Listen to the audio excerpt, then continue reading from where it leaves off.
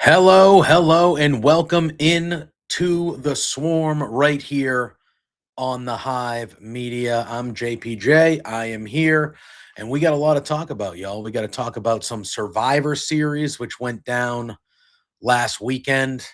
We're going to talk about, we'll dive into Survivor Series. I'm not going to spend a ton of time on it. It's almost been a week, but I'm going to give my opinions on it. I thought overall the show stunk, but there were decent things throughout the show. I just thought it was just some of the most standard, lazy booking I can remember. There was nothing exciting about that show with the exception of one match, for me.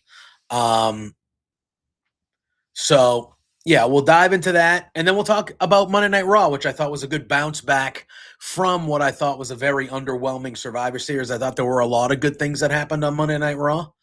Then we'll dive into some AEW. We're right hot in the middle of the Continental Classic. We got the finals set for the Women's Tag Team Championship Tournament. As I record this, tonight is Ring of Honor Final Battle, so I want to go through that card real quick. And then, as you know, we'll turn it over to the sports side of things. We'll quick little roundup in free agency and baseball.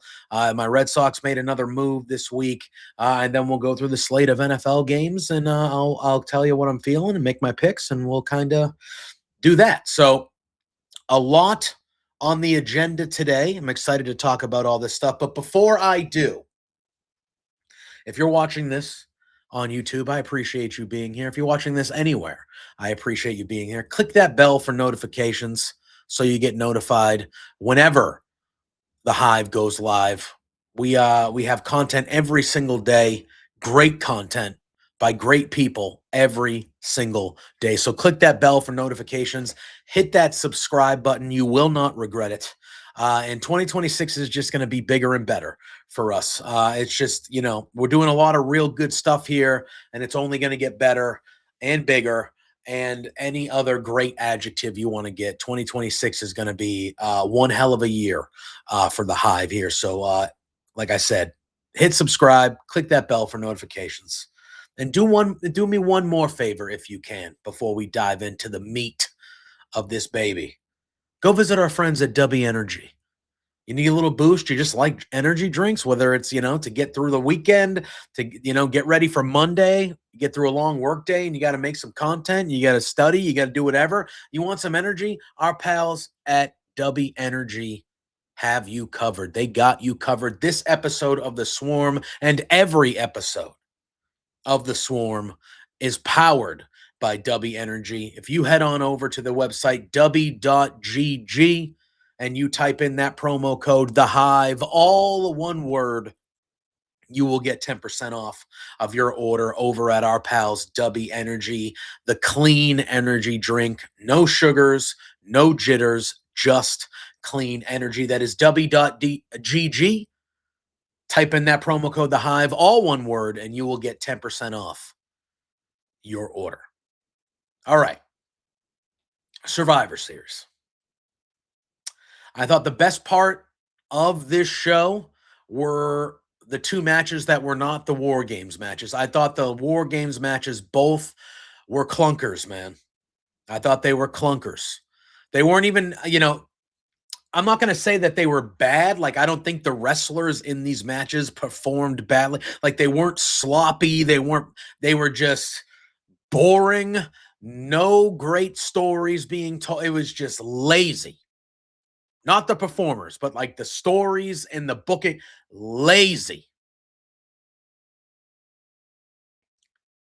First and foremost, they get rid of the shark cages. Not a big deal, but it took took a little out of it for me. Last year on the men's side, that whole match was built about Punk and Roman.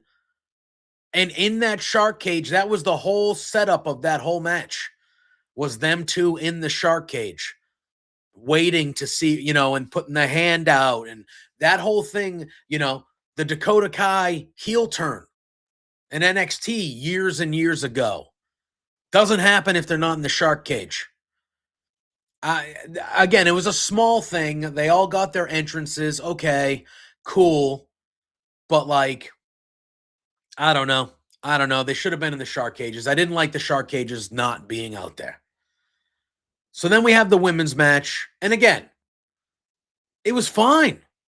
We start with Charlotte and Asuka, which I liked. Give us, a little run back of that. Like, those two are great in the ring together. They have terrific chemistry.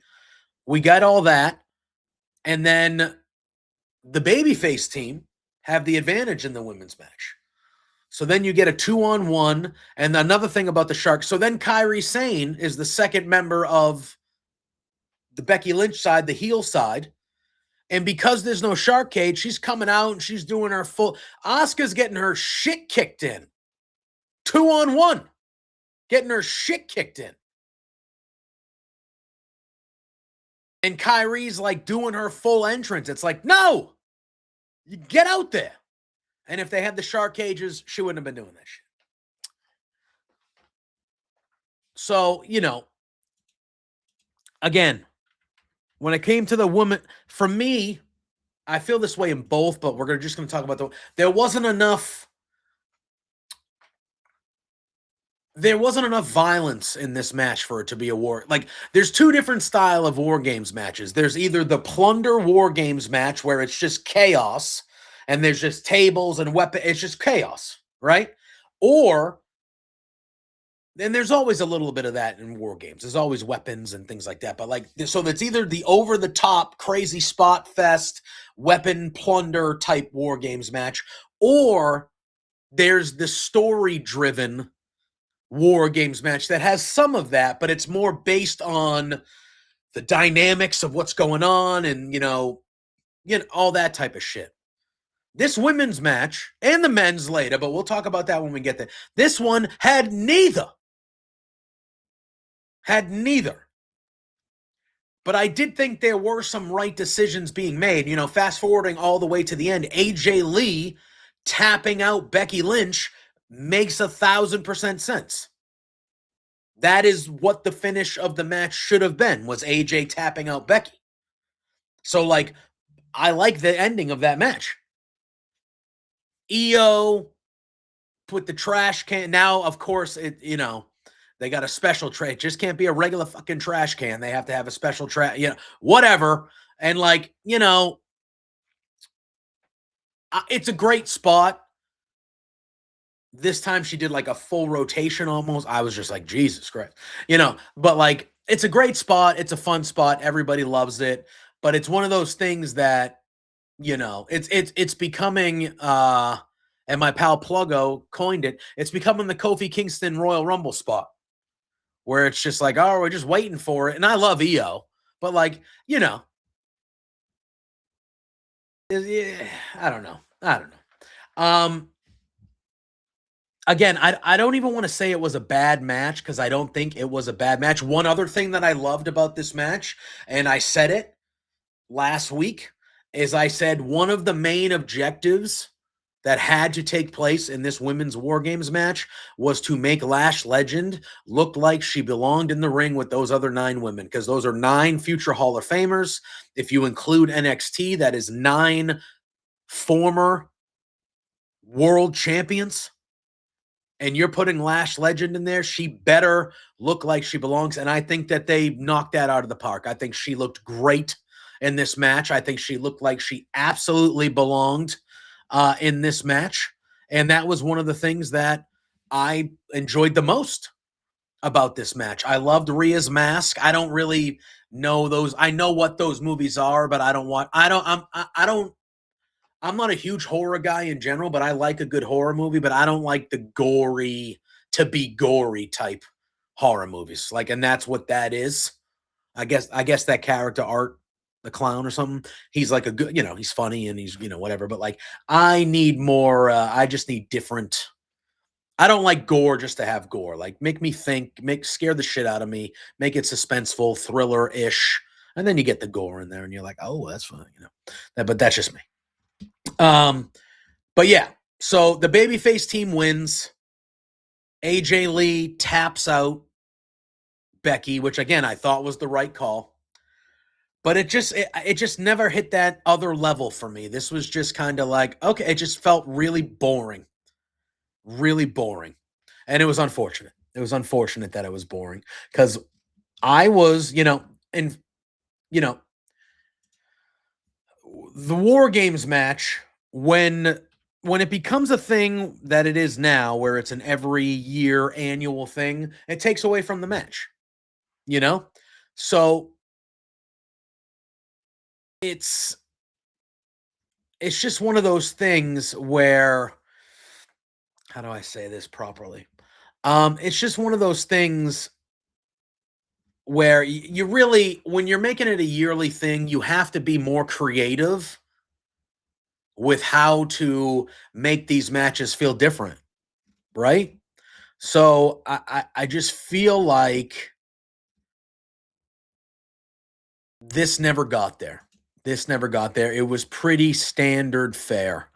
Um, and that was unfortunate because when you look at the roster of the 10 women in this match, I was just expecting more. I was just expecting more from a violence standpoint, from a spot standpoint, just from a story standpoint. I don't think you told many stories in this match. On Monday night, they, like, so another thing, Charlotte and Rhea, clearly there was tension, which is why Charlotte at first was like, I'm not doing this shit. But they solved it, to get along. But like, there was nothing.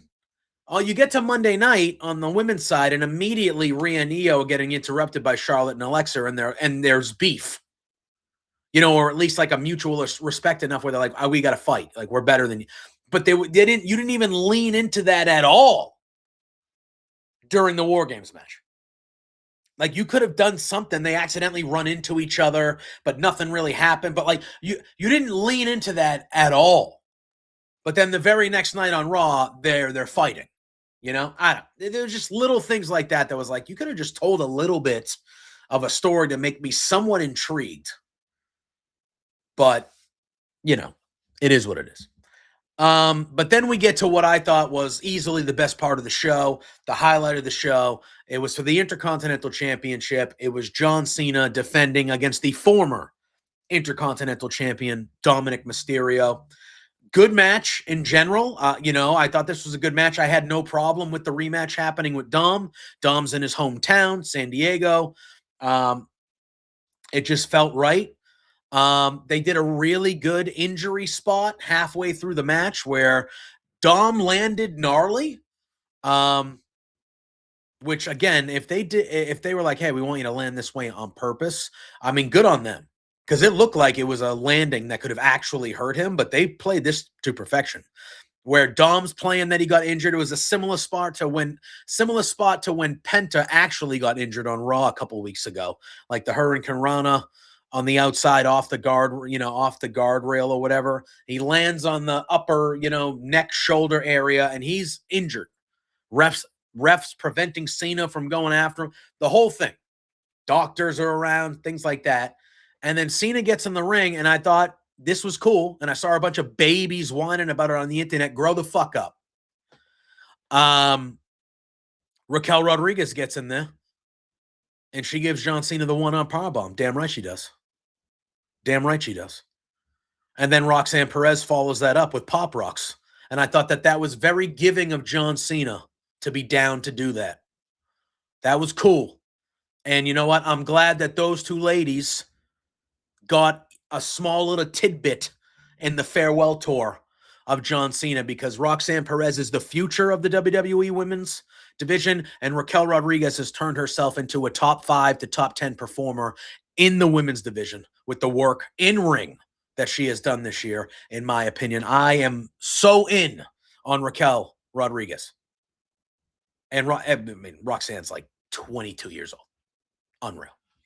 So I thought that was great. Then Dom all of a sudden's not injured. Whatever.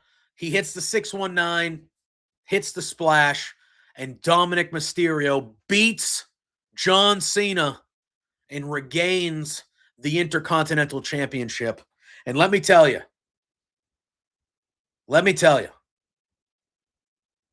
this did so much for Dom. I thought that this did so much for Dom. And I thought that this was John Cena. You know, we're going to talk about the finals of the tournament and kind of who it looks like he's going to be fighting. And I've seen a lot of discourse of how it should be someone younger and a young upstart. Well, consider what he did at Survivor Series with Dom. That was him putting the young guy over before he goes out the door, in my opinion. Dom is already over. But now Dom, three out of John Cena's last 4 matches in his whole career, Dom Mysterio was one of his opponents. And I thought this whole piece of business that they did from Boston to Survivor Series with Dom, I just think that that does so much more for Dom to even elevate him more.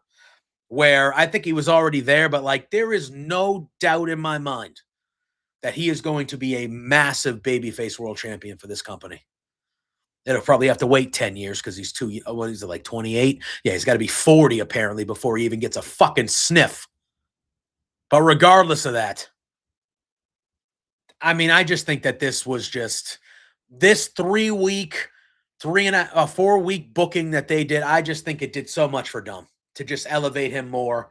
And I loved it. I loved it. I thought it was great that the ladies got that moment with Cena and Cena, took all that crap. I thought it was great. I understand how people are saying, well, Cena's losing a lot. Who gives a shit? He won for 25 years. Who cares? You know what I mean? Like, are you really going to look back at John Cena's career and go, he lost like his last 4 matches or 3 out of, he lost 3 out of his last 5 matches. Who gives a shit? The only thing that I regret, and don't get me wrong, I loved when they were playing the hits, like the Cody stuff happening twice needed to happen because that WrestleMania match was abysmal. But then the SummerSlam match was one of the best matches of the year. I enjoyed the fact that we got him and Randy one more time. I thought the match was but I thought that's cool. Him and Punk, we needed, the R-Truth stuff. I liked in the moment, but looking back on it, there was never really any major fault. Like, I wish they did a little bit more of this type of stuff along the way, maybe with like, another, he could have had another mini feud somewhere along the year. Like, I look at this, right, where Cena's playing the good guy and he kind of put over a younger guy in Dom. He couldn't have done that as a heel, but like beat the baby face, but like, like you give a young baby face. Like, I'm not saying this guy in particular, but like someone like I'm trying to think of who it could have been. Sami Zayn's too big a level, but like if they wanted to put, you could have had find someone of the level of like a Javon Evans or a Carmelo Hayes or someone like that, where it was just kind of like, I don't know. Or they could have, I don't know. I just feel like they could have found like a mid-tier guy that, does good work, and you kind of just had Cena do a 3-week thing where it kind of elevates a younger guy on the babyface side of things. I don't know. I don't know. But I love the stuff with Dom. Thought it was great. And then we had the women's world title match, and I thought this was pretty good too. I thought this was like pretty decent to good. I mean, Stephanie Vaquer can wrestle anybody and get them to a good match. I thought Nikki was, there were a couple spots here or there that were, miscommunication. And look, that doesn't bother me. But I thought Nikki was pretty good in this match. I thought it was the right spot for her to challenge. Look at she's an established name, Hall of Fame, that level, going for the world title in a town that she has ties with. I thought it made perfect sense. Once Dom won the IC, I thought one of these titles were going to change hands. And once Dom won the IC title, I was like, all right, I didn't think Nikki was going to win here. But I thought this was a pretty decent match. I thought they did well.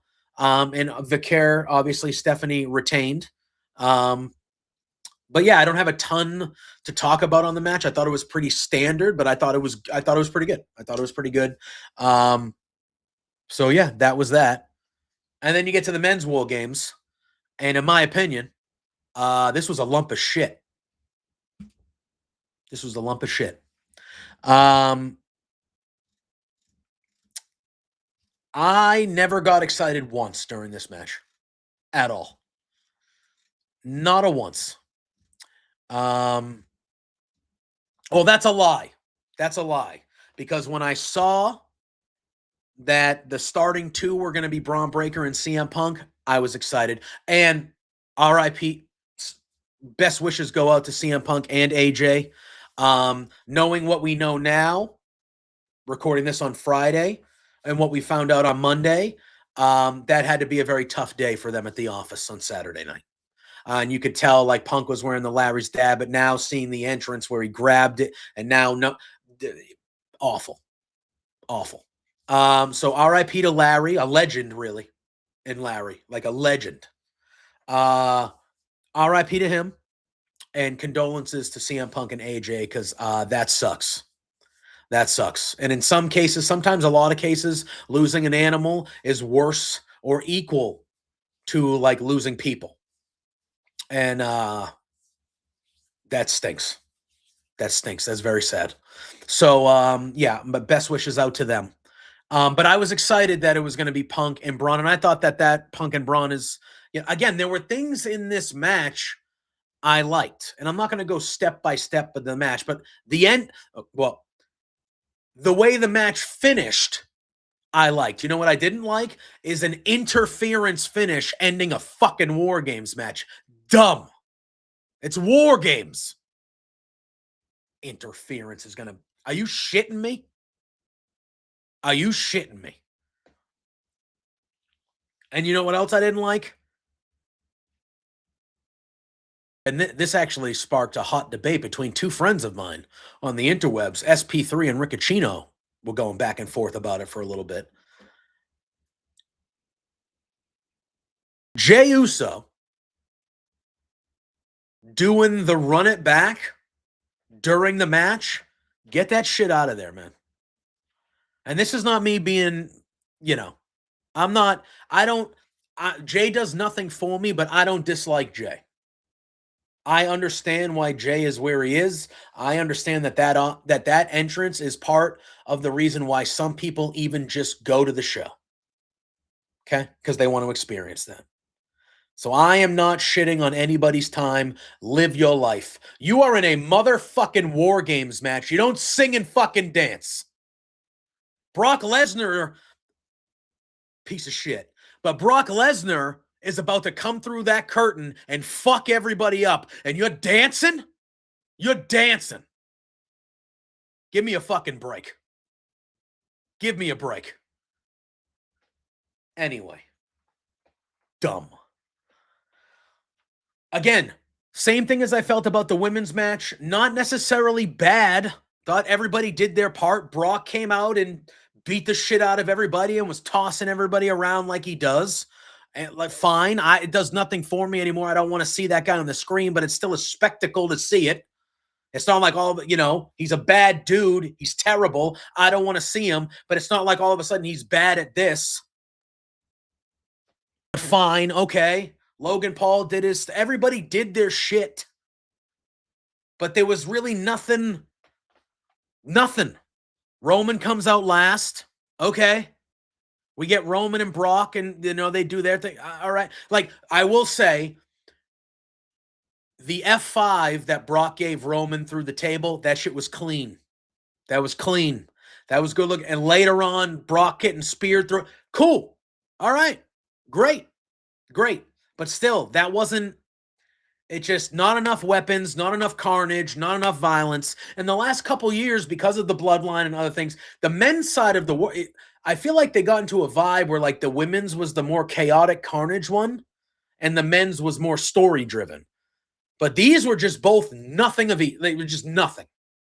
Just nothing. And with the teams you had, arguably the most loaded teams in the history of War Games, we all deserve better than what we got in these two War Games matches. That, no question. Then they do the masked man bit. Guy jumps over the cage. He gets in there. Braun Breaker's looking at him. CM Punk's looking at him. The guy's looking at both of them. Super kicks CM Punk. Gives him the stomp. When he gives him the stomp, the crowd's like, oh, shit. And now because Seth lied about an injury earlier this year, everyone's like, oh, fuck. Seth, did they do it again? Is this a ruse? And then he just climbs out of the cage very quickly. Very impressive. That would have taken me 10 minutes. That guy just fucking 2 hops. He was over there. Unbelievable. Gets out of the cage. He leaves. And then that leads to Braun Breaker running the ropes a few times, spearing CM Punk and pinning CM Punk, which was 100% the right finish. As Braun Breaker should have pinned one of the champions. And Punk may, obviously, with the story, that 100%, they're not going to do it. But we found out on Raw that on January 5th, the first Raw of the new year, Braun Breaker is challenging CM Punk for the world title. Braun Breaker cut an absolutely terrific promo on Raw. And if I was in charge, he would be beating CM Punk for that title on Jan. Don't fuck around. Because I know what they're going to do. They're going to have him lose on Raw on the 5th, but then he's going to win the Royal Rumble, and they're going to run it back at WrestleMania. No, just fucking put it on him. Just put it on him. They won't, but they should. Just make a fucking guy. The main event scene on the men's side of things is literally starving for something new, and that's the fucking guy. Braun Breaker. Sorry, I'm swearing a lot, but I'm passionate. That's the guy. That is the guy. So stop playing it safe like you've been playing it for fucking 5 months with giving us nothing really exciting. Especially at the main event level, and just do something. But yeah, I thought Survivor Series stunk. But then we go to Raw. And I thought Raw was pretty damn good. I enjoyed most of Raw. You know what I didn't like was it starting at 8:08 again, because we every week now, and I'm gonna bitch about this every week. So fast forward 30 seconds if you want, but every week it's of a 7-minute recap of what happened either at the pay-per-view over the weekend or Raw from last week. Then we get the first entrance at 8:08, and it's always a promo, always. And then the first person doesn't say the first word on Raw until like 8:11 or 8:12. What the fuck? Regardless of that, Raw opened up with Rhea and Io, who I love. And then Charlotte and Alexa came out, who I also very much like. They had a little back and forth. And then we found out that they were going to be main eventing the show in a big tag match, which I was all for. Yeah. Okay. All in on it. So then I'm going to jump around here because it's just kind of stuff that's coming into my brain. The men's tag titles were on the line. It was the New Day. I'm sorry. The New Day.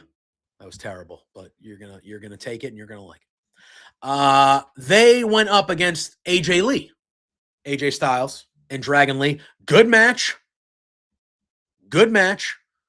The thing that everybody was talking about, as they should be, was the finish of this match.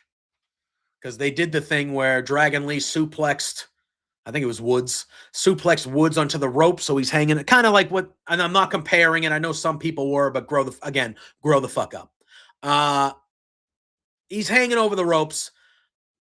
No, AJ did that. I'm sorry. AJ did that. Dragon Lee then jumped off the ropes and did a drop kick, which sprung Woods, and then AJ Styles motherfucking caught Xavier Woods into the Styles Clash.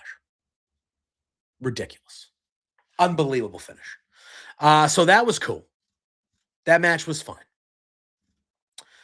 We had the semifinals of the Last Time Is Now tournament. The first match, which was the first match of Raw, was Jey Uso versus LA Knight. And I was watching this match, and the whole time I was watching this match, I was dreading the fact, I'm like, they're going to give us Jey Uso versus Gunther again. Like, they're going to give us this again. And the finals of this tournament is going to be Jey Uso versus Gunther. And why do we need to see that? Why? But then as this match went on, Jey hit a spear.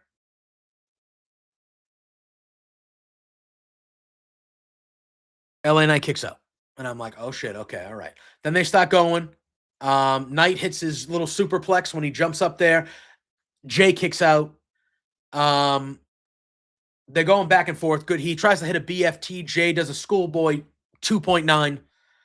He hits a super kick. He hits another spear. And then he hits the splash. And I'm like, oh, shit.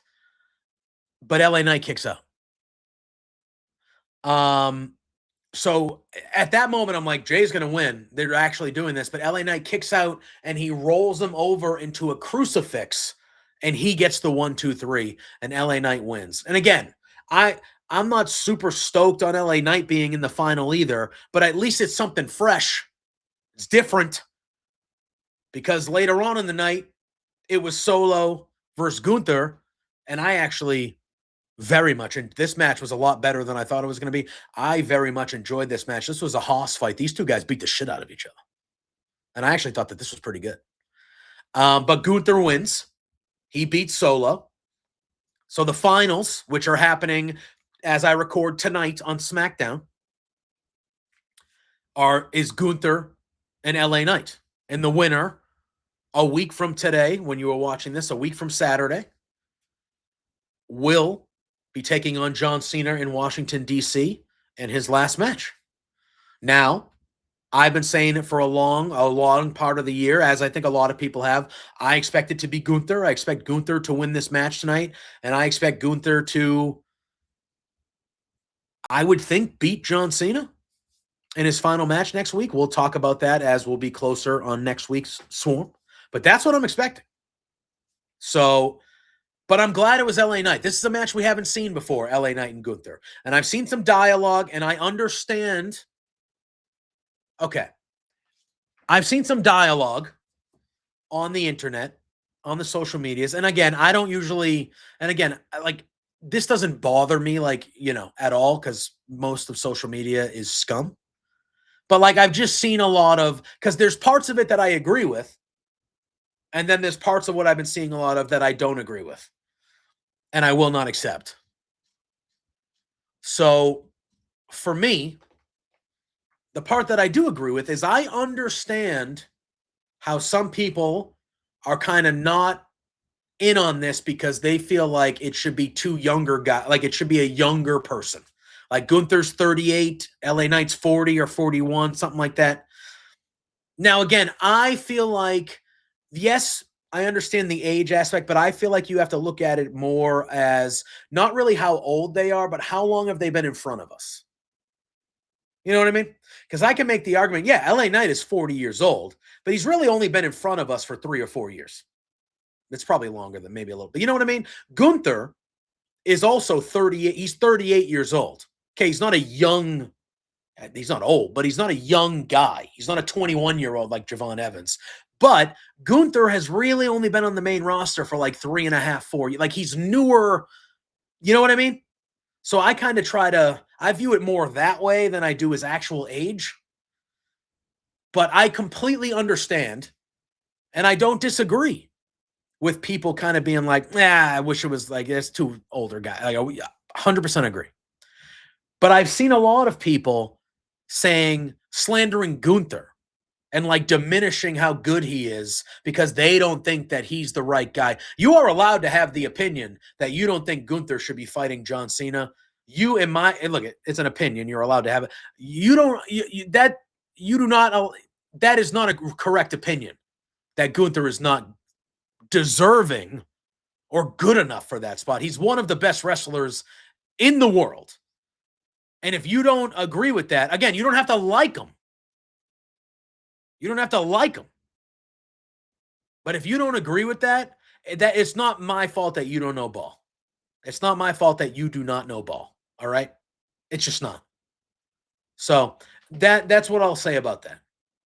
But I expect Gunther to win this match. against LA Knight. And I expect Gunther to retire John Cena. And I expect Gunther to talk about how in the same calendar year he retired Goldberg and John Cena for the next calendar year.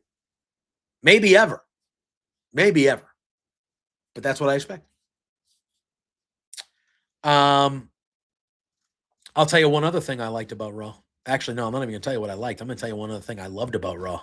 This Maxine Dupree vignette with Natty. Oh, baby. Give me a month worth. I need to just give me this for every week for like a month. I'll tell you what. I'm all in on this Maxine Dupree shit. I'm all in on it. I loved everything they did with Becky. I thought Becky, I mean, again, just masterclass in getting someone over. Becky Lynch. And good on her for, listen, Becky Lynch is at the stature that if she didn't want to do that, she wasn't going to do that. But she's Becky Lynch, and she understands, and she's one of the greats. And she was like, yeah. And in this calendar year alone, Becky Lynch has gotten over Lyra Valkyria and Maxine Dupree to be significant parts of the TV show. Because that's what she does. And now she's going to go have a big WrestleMania main event match against fucking AJ Lee. Like, yeah. But I love this vignette. And I loved what they did with Maxine last week, where she was like, hey, I'm the IC champ. I know how everybody's going to be coming after me. And I know that I need to get better to defend this thing and keep this thing. So I'm going to go get better. And she has the built-in relationship with Natalya. Now they're kind of referring to her as Natty, because I think we are getting that Natty character that we have seen on the indies for the last year or so. And my God, please. Because this whole vignette was them. It's all in black and white. And it's Maxine getting the shit beat out of her and just working her ass off, struggling. And you just hear Natalya in the background just being ruthless, like a ruthless dictator almost of sorts, just like demeaning her, saying, work harder, get back up, cut the shit, all this stuff. Oh, boy. And then at the end, you see Natty, braided hair, looking tough as shit, looking scary. Yeah. Because I think what we're going to get is not Natalya, but Natty is going to build Maxine Dupree up, and she's going to retain this title a few times because Natty's helping her, and then Natty is going to rip her head off, and she's going to go, hey, I made you. I know everything about you. I know all your weaknesses. You wouldn't be here without me. I literally made you. And I'm going to take that title from you. And listen, I love what they're doing with Maxine Dupree. I think she should hold the belt for a little bit. But Natalya, as like a gatekeeper, intercontinental champion, fighting all the younger people and fucking them up, and then having them kind of build, or, like being that type of character, I would be in on that. If they did it right. Yeah, I'm ready for this. I'm ready for Natty to be on my TV screen. And there was a report that came out this week that said she's going to be like an important factor in the women's. Please, if you're doing this, please. And then it was the main event. So I'll get the stuff. I'll get the negative stuff because what happened after the main event, I fucking loved.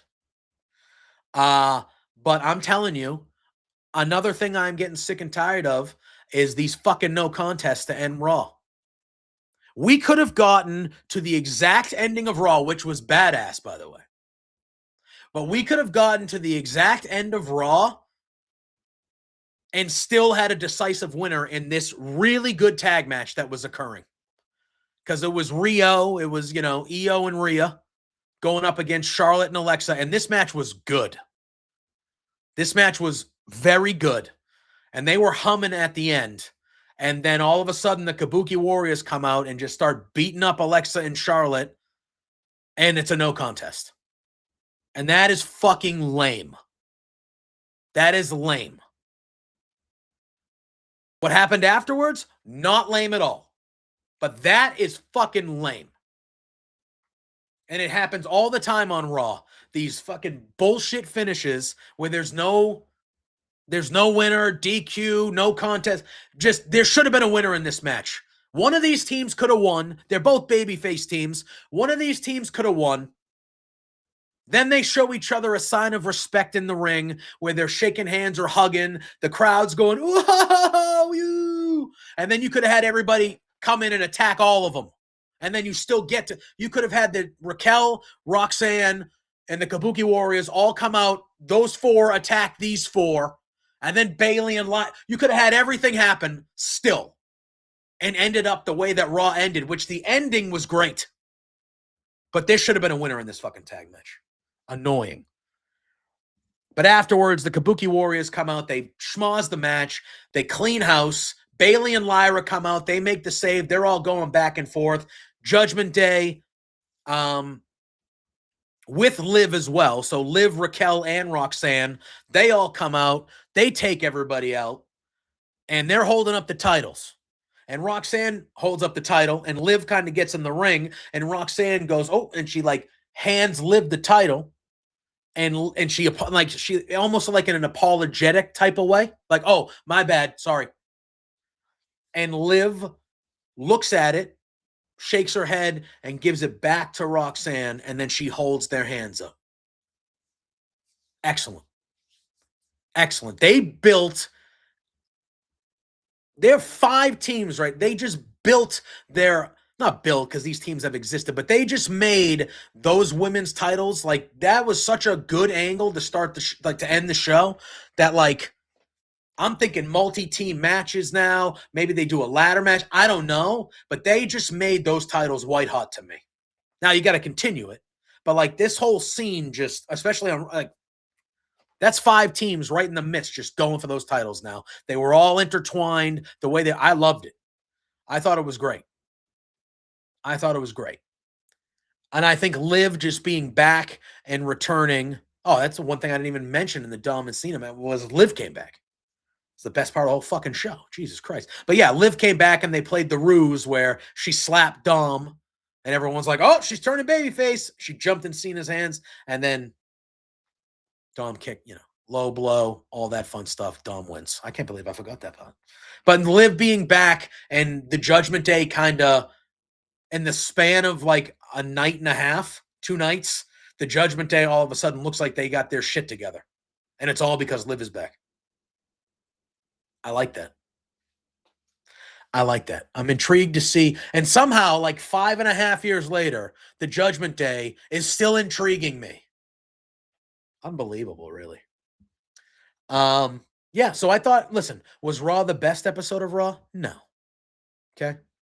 But I thought it was a good bounce back from the very, very, I'm trying to be nice, very, very poopy Survivor Series. Speaking of women and tag team championships, over on the AEW, we have our finals set. At Winter is Coming, which I think is this coming Wednesday, which here on the Hive, we have Jamie and Peggy. They do the AEW Dynamite Watch Along every single Wednesday. So Winter is Coming. You get to watch this tag match. You can watch it with them if you want. It's up to you. But it is going to be the Babes of Wrath, who surprisingly won last week. They defeated the Sisters of Sin. And then we had ourselves a holiday death match. Wasn't really deathy. Some good spots. It was fun, but it wasn't really death match. But I would have preferred these 4 women to have just had a regular tag match, I feel like, after I saw this match. Wasn't a bad match by any means. A whole lot of fun.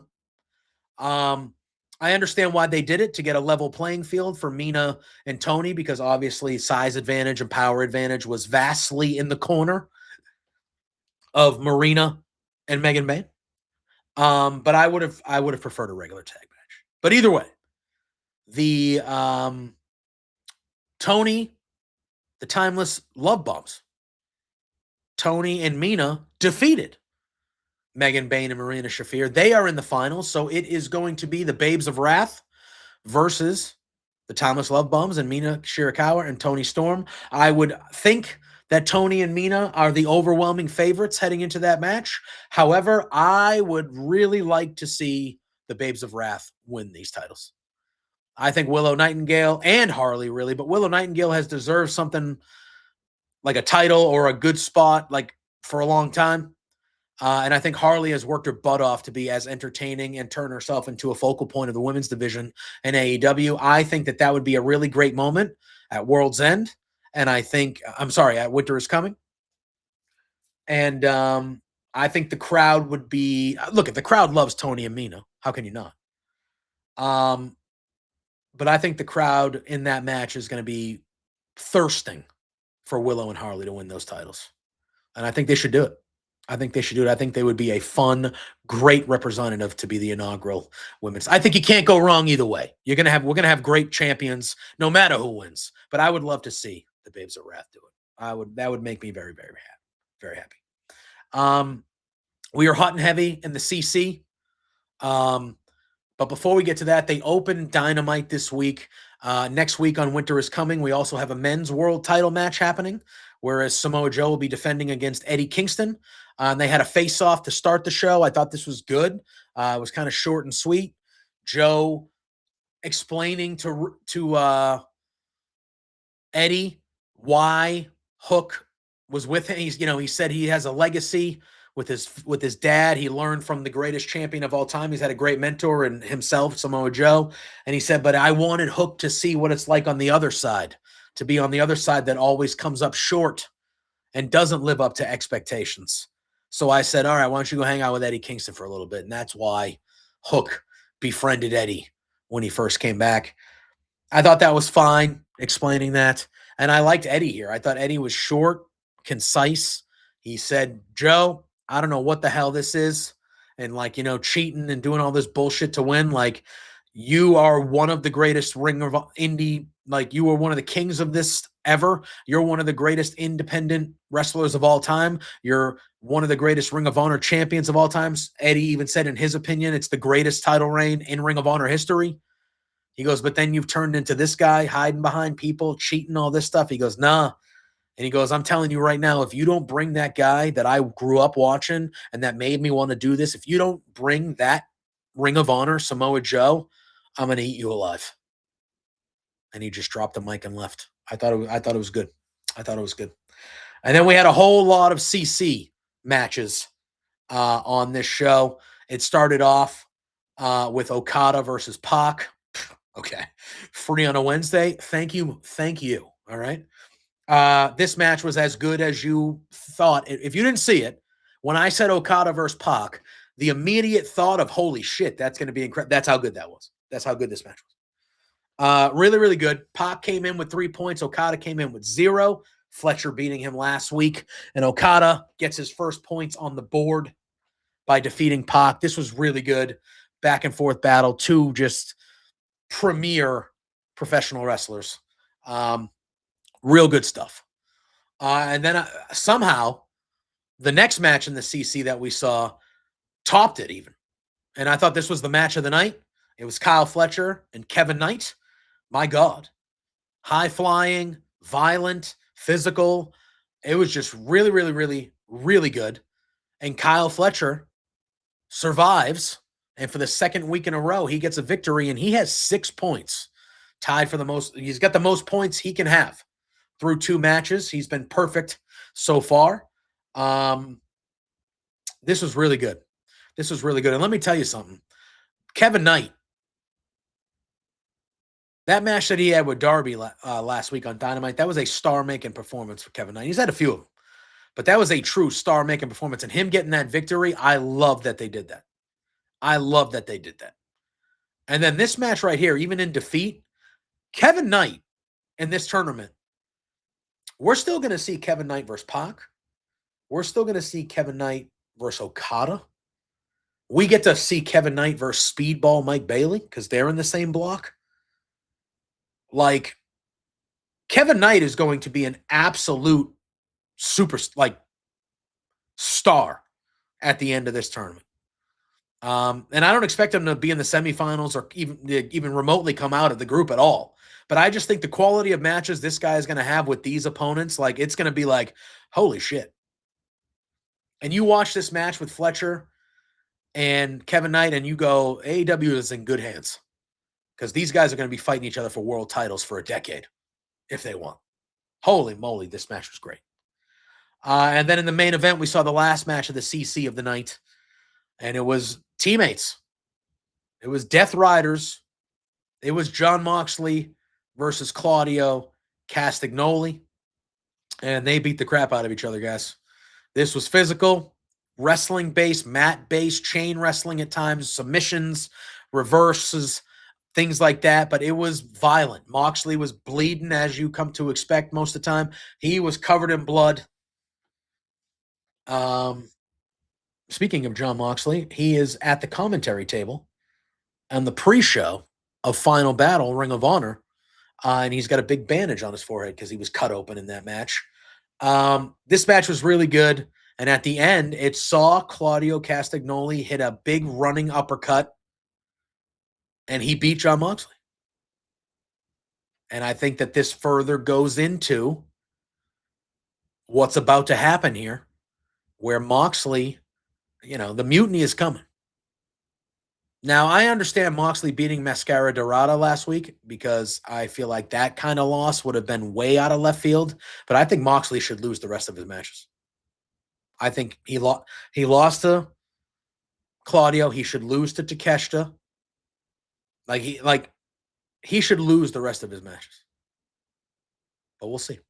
But I expect the mutiny to be coming soon. And Claudio beating him. And I thought Bryan Danielson was excellent here, where Bryan Danielson said, when I was in the BCC with Moxley, I couldn't beat Jon Moxley. So I always viewed him as the leader of the group. And then, so him saying that is like, well, now Claudio just beat him. So how does that change Claudio's opinion of Moxley? And then after the match, you kind of saw like Marina Shafir was kind of looking at him like a sad puppy. Wheeler Yuta came over and kind of patted him on the shoulder, like, one of those, like, you'll get him next time, bud, type things. Moxley was like repeating the F-bomb, fuck, like you could tell he was not feeling great about it. It's coming. It's coming. And then Moxley might be getting that 4-year due vacation for a little bit. And I think he, at some point, probably early next year, I think Moxley's going to be a babyface. I think Moxley will be a babyface, and I think the crowd will be ready to cheer for him again, to be honest with you.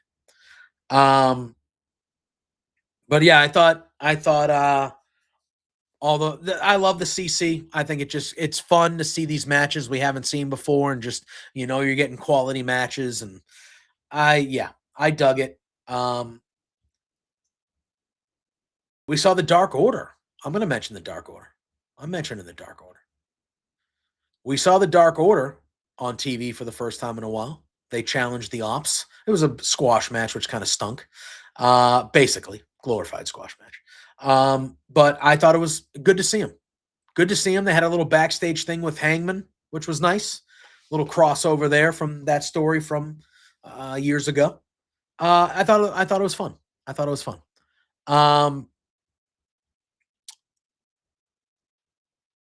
We then there was a Mercedes backstage interview that was fun. I think the way that she dismissed Red Velvet in that interview, Final Battle's happening tonight. She's defending the TV championship against Red Velvet. I think there's a chance she loses that match. I wouldn't bet on it because it's Mercedes, but I think she can lose. I wouldn't be shocked if she loses because I think the crumbling it's happening. Yeah. So again, I thought Dynamite was pretty solid. Again, I feel like with the Continental Classic happening, that every single, like on Collision this weekend, we're getting Moxley and Takeshita. You shit me? That's a pay-per-view main event match, Moxley and Takeshita, and we're getting it on a Saturday night for free on fucking TNT. So, like, I think the Continental Classic, the TV shows are such quality during it because you're getting pay-per-view level matches. And multiple ones of them. All 3 of those matches that we saw on Wednesday night could have been pay-per-view main card matches, and they would have been matches that all of us were fucking stoked to see.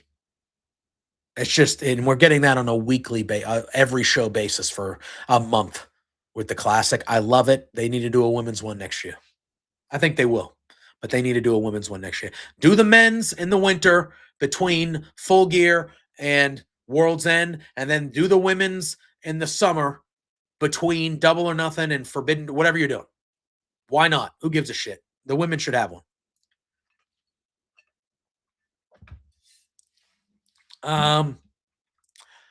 Let's see. Any other big news? Oh, TNA. TNA signed a massive TV deal with AMC. That's a big company.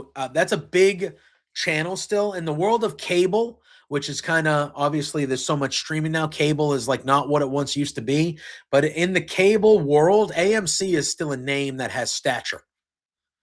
And they have their own streaming service, AMC Plus. So I'm interested to see how that works. But that's a big time channel. That's a big contract. Like, that's a big spot for TNA. So good for them. I'm interested to see how that goes, but good for them, and that's cool. So in 2026, starting soon actually, TNA will be on AMC. So they got a TV deal, which is awesome. That's good for professional wrestling. And at the end of the day, that's what you want. That's what you want. All right, we're just gonna run through the card of Ring of Honor Final Battle.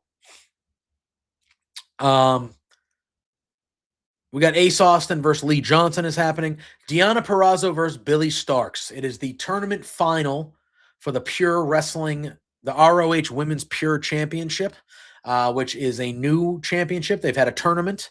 I would give it to Deonna here. I think that's her style. Even though I love Billy Starks, but I feel like the championship fits Deonna, and she should win it. And she didn't have to fight in a semifinal because Queen Aminata, this tournament has taken so long that Queen Aminata was still not hurt when she made it to the semifinals. And she's been hurt for like a month and a half. And she had to forfeit. So Deonna's automatically in the finals against Billy. Yeah. So that match should rule. We then have Athena. We have 3 women's matches on this show, which is incredible. Shane Taylor Promotion. Let's skip around. Shane Taylor Promotions are going up against Skyflight, which is Scorpio Sky, Dante Martin, and Darius Martin. That is for the Ring of Honor 6-man tag team championships. I actually think Skyflight's going to win the titles here. I love Shane Taylor Promotions. I think Shane Taylor Promotions should be on AEW television more, but I think Skyflight is going to win that one there.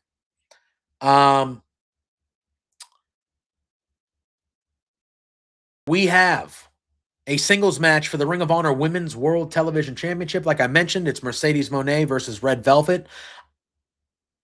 I don't feel confident enough to like pick against Mercedes, but I think Red Velvet has a legitimate chance to win that match. And I would not be shocked if she did. If I had the pencil, I would have her win it. We got a singles match. Eddie Kingston is facing Josh Woods. Hopefully this means they use Woods more. I actually think that he's pretty good. I like Josh Woods. So that match should be fine. We have a 30-minute Iron Man match. Lee Moriarty versus Nigel McGuinness. Nigel McGuinness challenging Lee Moriarty to this match. That should be quite good. We have a tag team match for the vacant Ring of Honor World Tag Team Championships. It's La Faction Ingobernable, Sammy Guevara and the Beast Mortos against the Dynamite Kid, Tommy Billington, and Adam Priest. I think this is a no-brainer that Guevara and Beast Mortos is going to win this match. I could be. Who knows? I don't watch Ring of Honor regularly, but I would think that's how they go there. We have a singles match for the AEW National Championship. It is Ricochet defending against Dalton Castle. That should be a lot of fun.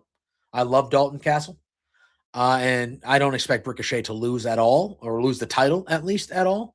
But I love Dalton Castle. That should be a lot of fun. I think that would be a great opener to the show. Then the Forever Champion, Athena, defends against Persephone, the Ring of Honor Women's World Championship, and I think she will retain once again. and that her title reign will continue. But I expect Athena to defeat Persephone there. And then I don't know if I assume this will be the main event of the evening.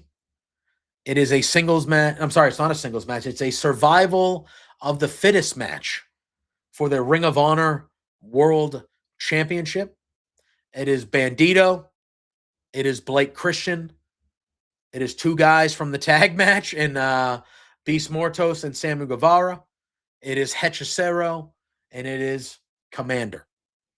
So this should be pretty good, high-flying, exciting affair with all those type of guys. But I don't see Bandito losing that title at all. I don't think any of those guys are going to be taking that belt from him. So again, it should be a good show tonight. Final battle. Few AEW people there too, which is very cool. So looking forward to that. I probably won't be watching it live, but I will catch up on it over the weekend. I think it should be pretty good. All right, let's head over to sports. My Boston Red Sox traded the password, Janiston Garcia. They traded him and two other players to the Pittsburgh Pirates for Oviedo, the pitcher. If you look at kind of like his metrics on like the nerd baseball sites, people love him. Big time K rate. His ERA has always been pretty solid. So we'll see. Garcia, the password was his nickname. He should be a good player. He's going to fall into the abyss of Pittsburgh because they don't matter. But like he should be a good player, but he had no place here. Like our outfield situation is more than good. Like he had no place here. So like again, it's he was touted as a high prospect. So to give him up, you would hope that we're getting something pretty decent in return for that. But we'll see where Oviedo goes. Is he an extra bullpen arm? Does he slide into the rotation? I believe he did start 1 year, but he's also done a lot of bullpen work. So we'll kind of have to see how it goes. We still got some big names out there. Nobody huge has made a decision as far as he's just Kyle Tucker is still out there. Pete Alonso, Kyle Schwarber, all those guys are still out there. Dylan Cease was really the only major signing, which happened last week with the Blue Jays getting him. Kyle Tucker has been rumored to be a favorite on the Blue Jays list. He was at the facility, according to some reports, over the week. So that's something they could be doing. A lot of people don't know if Bo Nix will be Bo Bichette will be staying. So I mean, if you can get Kyle Tucker to kind of replace that bat, that's not a bad. It's not a bad consolation prize, I would say. But yeah, we still got some stuff going on there. Though they announced the World Cup. We'll get more into that in the future. But today was the drawing for the World Cup groups. So we'll talk about that probably next week a little bit. I'm a big I do like soccer, and I'm a big World Cup guy. There are some games happening, right?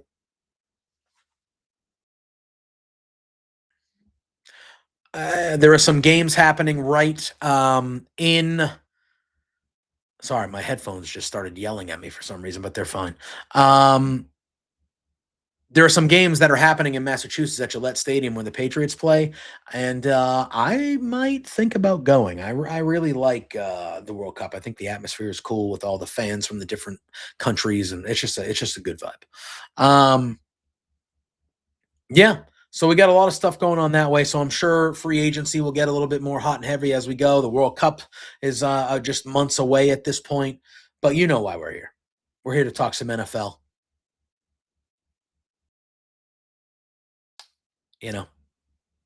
Monday night, prime time. My New England Patriots put an ass whooping on the New York Giants, 33-15. We head to the bye week, which we are on this week, 11-2. Incredible. I would have never thought. I know. And look at my former co-host CJ. I think he was being bullish, but he was right. He expected the team to be this good. Now, I think in reality, nobody should have expected them to be this good. But this is quite a thing that's going on here. But we have a bye week this week, so we're not going to be diving into them. But 11-2, best record in the league, heading into their bye week, which is quite incredible. We have, I believe, 4 teams on the bye this week. Yes, the Patriots, the Giants, the 49ers, and my Carolina Panthers, all on the bye this week. Last night we had the first game of the week. I was expecting more out of it. It was a high-scoring game, but it was the Cowboys who had been hot the last 2 weeks. They defeated the two Super Bowl champions, the two Super Bowl teams from last year in Kansas City and Philly. They went into Detroit. Again, the final score was 44-30, so it was a very high-scoring game, but Detroit kind of led the whole way. There were a couple times where Dallas scored and they got within one score of 4 points, 6 points, but they never could sustain. And CeeDee Lamb got hurt in the third quarter of this game, and he was having a great game. He already had over like 120 yards. Might have even been the second quarter, but he landed awkwardly in the end zone trying to make a great catch, and he got a concussion. So we'll see. Now, they don't play again until next Sunday, so they get kind of like the 10-day rest. So we'll see how long he's going to be out for, but he was definitely a little messed up. So that was unfortunate. But yeah, Dak threw for 370 yards and a touchdown. CeeDee Lamb had 6 grabs for 121 yards before he got hurt. Javonte, like the Cowboys offense did what they had to do, but Detroit handled business. 44 points on the board. Yeah, man. So they came in struggling. The Cowboys were coming in hot. I thought the Cowboys could have snuck one out, but they just didn't live up to it. It was Detroit's game the whole way. But all right, now we're going to get to Sunday. The 1 o'clock games. We start off the Seattle Seahawks flying across the country. They are 9-3, and they are challenging the Atlanta Falcons. I think this game will be tougher. Like, I think it'll be a close game. Like, Seattle's favored by 6.5. I think I might take Atlanta with the points, but I expect Seattle to win this game. Seattle is still, to me, is one of the top teams in the NFC. And this is a game I expect them to win, but 6.5, I don't know. We'll see. We then have, which I think is the best game of the early slate. I think it's the premier game of the early slate by far. We have the Joe Burrow. Oh, there's another game later that's actually really good too. There's a game, actually. Let me tell you. Oh, wait a minute. Yeah, this is a nice little weekend. This is a nice little weekend of football. We're going to find out a lot about where teams align here. And this is the first game. Don't let the record fool you, but the 4-8 Bengals, who look like world beaters on Thanksgiving night in Baltimore with Joe Burrow returning, they are heading to Buffalo to play the 8-4 Buffalo Bills. Buffalo is favored by 6 points. I think I would take the Bengals with the points. However, I am going to pick Buffalo here. But I'm telling you, I think the Bengals are dangerous. Now that Burrow's back, I think the Bengals have become so dangerous that they can beat anybody. They could just be spoiler. Really can be. So we'll see how that goes. I'm going to take Buffalo, though, but I would take Cincy with the points. I would. Then we got this clunker right here. Let me tell you what. The 1-11 Tennessee Titans are traveling to Cleveland to face the 3-9 Cleveland Browns. Cleveland is favored by 4.5 points. I'm going to take Cleveland, although I think their defense is just so good that that's the reason why they're going to win. But both these teams are awful. But I'm going to take Cleveland to just kind of take care of business at home. We then have another game that at the beginning of the year, you would have thought, ooh, week 14, like this is going to be a game that has a lot of stakes in it. And it just does not due to injuries and just poor quarterback play. The 3-9 Washington Commanders are traveling to Minnesota to face the Vikings. Washington is favored by 1.5 in this game. I believe we're getting Max Brosmer again, which I don't know if you haven't seen that interception. If you haven't seen that interception that he threw, the pick 6 to Seattle last week, my God, one of the worst things you'll ever see. I'm going to take the Commanders here, just because I feel like Mariota is at least decent, and I don't think you can win a football game with Max Brosmer. I just don't. That's what I'm going to do. And then we have another terrible game. The 5-7 Miami Dolphins are heading to the Meadowlands to take on the 3-9 New York Jets. I'm picking the Jets. Miami's favored by 2.5. I'm picking the Jets. I think the Jets win that game outright. That's what I expect. We then have another clunker before we get to a few good ones here, man. But the Saints, 2-10, traveling to Tampa to face the Buccaneers, who are 7-5. The Buccaneers are favored by 8.5 points. I think that's a tad too high. I think the Saints, in their games, they've at least been competitive. They're not good, but they at least move the ball a little bit, and the offenses look pretty decent. I think the Saints stay within that 8.5, but the Buccaneers win this game. Mike Evans started practicing since the first time he broke his clavicle. I don't know if he'll be playing for sure or not, but there's a chance he does. But I just think the Buccaneers are vastly more talented. So that's what I expect there. And then we get a couple good ones here. This might be the game of the opening slate. And who would have thought? The battle of 8-4, the battle for the AFC South right now is the Jacksonville Jaguars are hosting the Indianapolis Colts. The winner of this game will have a 1-game lead in the division. The Colts are favored by 1.5. Oh, my God. I don't really know what to do here. I don't know what to do here, to be honest with you, because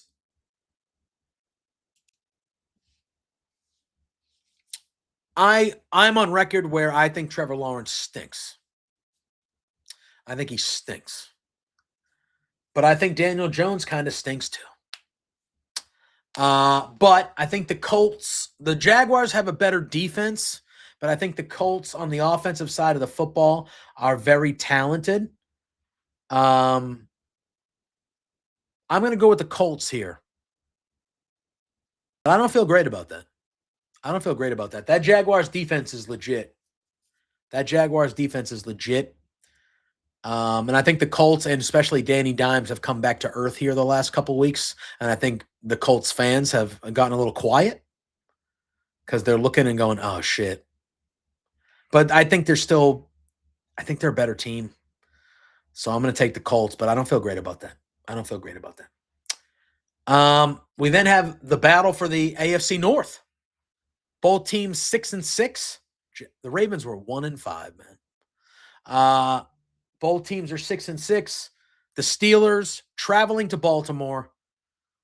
Big time rivalry, usually hard-hitting affairs, usually gritty, low-scoring games. Baltimore is favored by 6. You know how I feel about the Steelers. I hate them. I don't like the Ravens either, but I think the Steelers are frauds. I'm taking the Ravens. And then we get to the late games. The late game window, the 4:05 game, we have the 10-2 Denver Broncos. They are in Las Vegas to face the Raiders, who are 2-10. The Broncos looking to keep pace with the Patriots and get their 11th win to kind of stay tied atop the AFC. They are favored by 7.5, and I expect them to – I don't think they're going to cover because the Broncos don't really blow teams out. Their defense is just so damn good that even when their offense doesn't play great, they win because the defense is unbelievable. Now, the Raiders are terrible. So I could see if there was ever a time for the Denver to cover, it would be this. But I don't know. But I'm taking the Broncos. They're going to win this game. It shouldn't be hard. And then we got a doozy here. One could say this is the battle for the NFC North. The 9-3 Chicago Bears heading to Lambeau to face the 8-3-1 Green Bay Packers. This is a good one. Green Bay is favored by 6.5 points. I think that's a smidge disrespectful to the 9-3 Bears. I get it, but they are 9-3, man. Like they've been looking pretty good here for about 5 or 6 weeks. Ben Johnson is clearly getting the most out of that offense, and the defense has been playing good enough to win games. They've come from behind and won games. Caleb, while still not playing, I would say great, he's been turnover, like he hasn't made dumb mistakes. They got a great running game. They ran all over Philly. and that Black Friday game. Like, they just ran the ball right down their throats. That was a pathetic display by the Eagles last Friday, just defensively. Like, they just got run over by the Bears. But with that being said, I'm taking the Packers here. Again, I think Jordan Love kind of isn't great either. I think both these quarterbacks are good, but like, I'm not really bought in on either of them as being like great. But I think the Packers defense is stronger than the Bears defense. And I think being at home and Lambeau, and I know Chicago plays in the cold, but it's going to be cold. It's going to be 17 degrees, they're saying, at kickoff. That's pretty good. I'm going with the Packers. We then have the Rams, who lost to my Carolina Panthers. My pesky Carolina Panthers. I was telling CJ all year, frisky. They lost to Carolina. What a game that was, dude. Back and forth. That was an exciting game. But they 9-3 going to Arizona to face the 3-9 Cardinals. The Rams are favored by 8.5. I'm taking the Rams. I think that the head coach of the Cardinals there, I think his days could be numbered. But yeah, I think the Rams. I still think the Rams. If I had to bet money, I would still say the Rams are the best team in the NFC. But that was that, you know. And again, it's not like they got blown out in that game. It was just back and forth, and the Panthers just fucking upset them. But yeah, I'm taking the Rams here. They bounce back. Then we get a good Sunday night game. We have the Houston Texans, who are hot, man. The Houston Texans are hot. Their defense playing really, really well. They are going to Kansas City, who lost to Dallas last week, and they are 6-6, and they are on the outside looking in. They need to win out. If they lose this game or any game, really, but if they lose this game, which they could because the Texans are playing well, they're out of the playoffs. They're not making the playoffs. So they really need to win out, the Chiefs. They're at home. They're favored by 3.5. The Texans defense, especially that pass rush, Will Anderson did. I'm still taking the Chiefs. Sorry. I will not believe they're dead until they're dead. Until they're dead. And that's how I'm gonna do it. Do I think the Texans could absolutely go in? Because last year the Texans played the Chiefs in the playoffs, and they played hard, and that was the Tank Dell game. That was, it was rough, but like, the Texans were in that game, and they could have won that game. They just fell short. I think there's a little bit of revenge factor on the Texans side too. Like, hey, let's go in there and fucking do what we should have done last year. And I think they're a better team, at least offensively, this year than they were last year. And Kansas City's just not what they're used to being. They need to retool.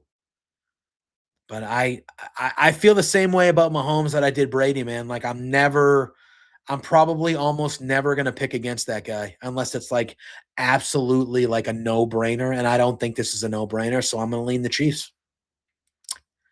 And then we go to Monday night, another good one. 2 8-4 teams. We got the Los Angeles Chargers hosting the losers of 2 straight now. They got to get back on the track here. Their offense has kind of looked not great all year, but coming off the rails, man. I would say, and I'm sure if, you talk to any Eagles fan, I would have to think that Black Friday game was their worst performance in a few seasons. That was real bad. Real bad. No, and I understand. I just, they were getting booed off the field by their own fans. Now, it is Philly fans. They are the scum of the earth. I respect the passion, and I don't mean that as people, but as fans, they're not, they're the worst. I understand being frustrated, and I understand voicing your frustration. That team just won the Super Bowl for you last year. Like, they're still 8-4. Like, relax. But I think they're actually going to win this game. I think they're going to figure it out, and they're going to go on the road, and they're going to win a game. But this game's going to be tight. They're favored by 2.5. I would not be shocked if it's a field goal game. This is a big spot for the Chargers. They've kind of been up and down this year. I just don't see they're too talented to lose 3 straight games. But again, offensively, they just look like something's not right. I know I don't know, it's the offensive coordinator you hear a lot of in the Philly land is that the OC is just the worst. I just feel like Jalen Hurts and AJ Brown aren't on the same page. He had a decent game. I don't know, man. Something about it. Barkley's now again, he's not going to do the historic year that he had last year, but you expect him to be better than he's been. I don't know. It's just been rough. The offense it always looks like it's hard. It always looks like it's hard for them offensively. Even when they have good offensive games, it just doesn't look smooth. It just looks like it's always hard to score or do, So we'll see. But I'm still going to take the Eagles. I think they bounce back and they win. And they go 9-4. Because I just think they're a more talented team. I like Harbaugh, though. I do think that the Chargers do have a slight advantage in coaching. But we'll see. We'll see. But, all right. Yeah, I think that's going to do it, folks. I think that's going to wrap it up. We talked sports. We talked wrestling. Another big week. We have NXT Deadline happening tonight. If you are watching NXT Deadline, Josh and Peggy will be here for the watch party for NXT Deadline.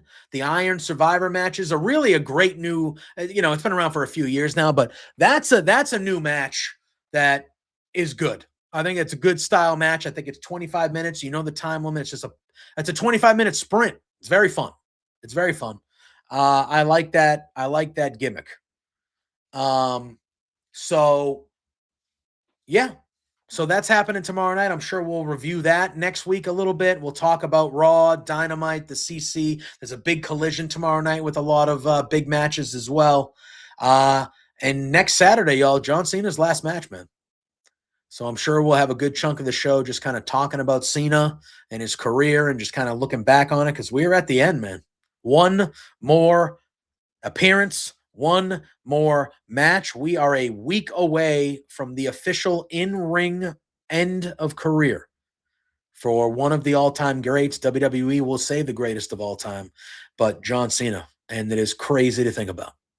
It is crazy to think about. So we'll talk about that, and then obviously we'll be talking NFL, pro sports. My Celtics right now are beating the Lakers by almost 30. Bless. We'll talk about a little bit of everything. Thank you for watching. I appreciate you all for supporting. You can follow me right here at JPJ Loves Gaming on all social media platforms. My schedule comes out every Monday. You can see where I'm at on these interwebs, what I'm doing every single Monday. It's usually my pinned tweet. I will be back Monday night for the Raw watch party with Josh right here on the Hive. And then I will see you next week for some more Swarm, and the Hive U comes back next weekend. It's off season. We got some off season madness, transfer portal, off season, and then we start year 2. And then we start year 2 the following week. So we got some fun stuff going on. So I will see you all real soon. Thanks for hanging out. Till then, bye.